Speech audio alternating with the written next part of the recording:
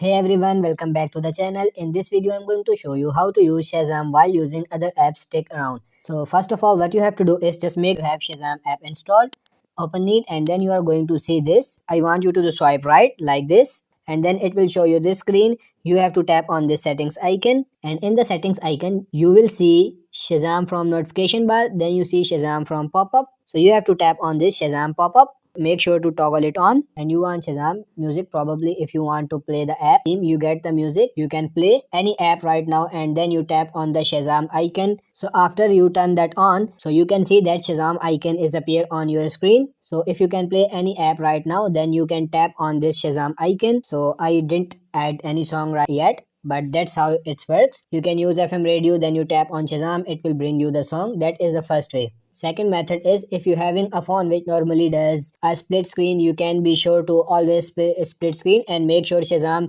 on the above. So that's it for this video. I hope you found this video helpful. If it is, like it and subscribe to the channel. Thank you.